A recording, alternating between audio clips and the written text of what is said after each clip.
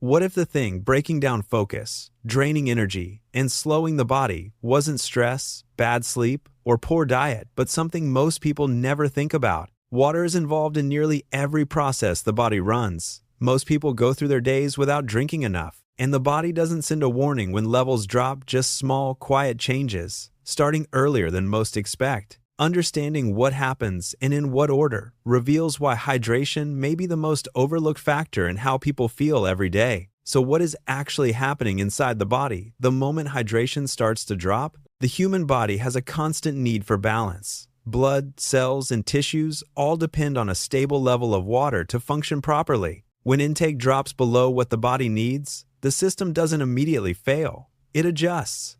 Water gets pulled from less critical areas to protect more important ones. Blood volume is maintained. Organs continue functioning. The system compensates. But this compensation comes at a real cost. Water isn't just sitting passively inside the body. It is actively involved in nearly every process, transporting nutrients, clearing waste, regulating temperature, and supporting the chemical reactions happening inside every cell. Every organ depends on it. The kidneys use it to filter blood. The digestive system uses it to break down food. Even the lungs require moisture to exchange oxygen properly. When water levels start falling, those processes don't stop. They become less efficient. And that loss of efficiency is where the first effects begin to show. Not as a crisis, just as a quiet shift in how the body performs. One of the first systems to feel that shift is the one in charge of everything, the brain. Even mild dehydration, as little as 1 to 2% loss in body water, is enough to begin affecting cognitive function. Not dramatically, but noticeably. Focus becomes harder to hold. Reaction time slows. Tasks that normally feel effortless start requiring more mental effort. This happens because the brain is highly sensitive to changes in fluid balance. Water helps maintain blood flow and supports the delivery of oxygen and nutrients to brain tissue. When levels drop, that delivery becomes less efficient. At the same time, the body starts conserving what it has. The kidneys slow urine production. Output decreases. Urine becomes darker and more concentrated. This is not failure, it's a survival response. The body is prioritizing what matters most, but something else starts building alongside this response. Fatigue. Not the kind that comes from poor sleep, but a slower, heavier kind that's harder to explain. Because energy production at the cellular level depends on water. When hydration drops, cells don't function as efficiently. The result is a real but subtle decrease in overall energy, and most people never trace it back to the right cause. They don't think, I need water. They think, I'm just tired. And that disconnect between what the body actually needs and what the brain interprets is where things start to compound. Because as dehydration continues, the body doesn't just slow down. It starts sending the wrong signals. Water plays a central role in thermoregulation, the body's ability to manage its own temperature. When the body heats up, it produces sweat to cool the skin. But when water is limited, sweat production decreases. Heat is retained more easily. During physical activity, or even just in a warm environment, the body struggles to regulate itself. Heart rate increases. Effort feels higher. Physical performance drops. At the same time, circulation is affected. Blood is made up largely of water. When hydration decreases, blood volume can fall slightly. This forces the heart to work harder to move what it needs to move.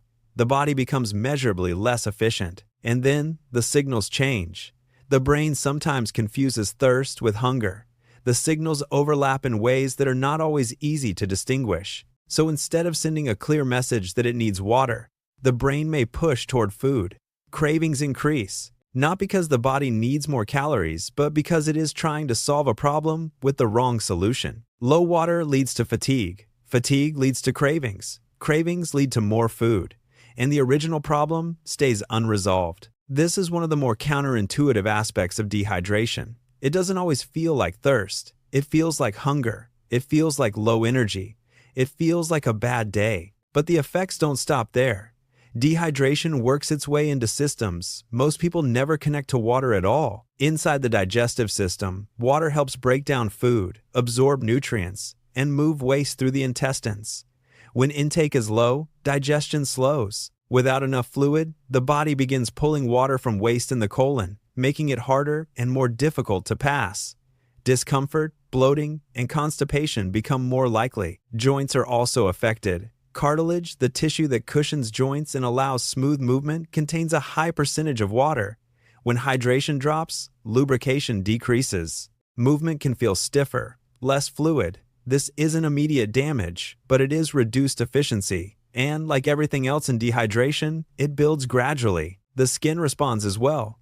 While hydration alone doesn't completely determine skin health, consistently low water intake can reduce elasticity and contribute to dryness over time. The most significant changes, though, are happening internally in systems quietly adjusting, compensating, and running below their full capacity. What makes dehydration different from many other health issues is how invisible it is. There is rarely a clear moment when the body announces that something is wrong. Instead, performance slowly declines. Energy drops slightly. Focus blurs. Physical effort feels harder. Hunger signals become unreliable. Each change is small, but together, they shift the baseline of how the body feels, and most people adapt to it without ever questioning why. This is where the science becomes more interesting. The human body was not designed to operate in a state of chronic low hydration. It was designed for balance. And when that balance is consistently restored, the effects can feel immediate, sometimes within hours. Energy improves. Cognitive sharpness returns. Physical performance becomes easier. Digestion normalizes. Joint movement feels smoother. Not because something new was added to the body's chemistry, but because something essential was no longer missing. From an evolutionary standpoint, this makes sense.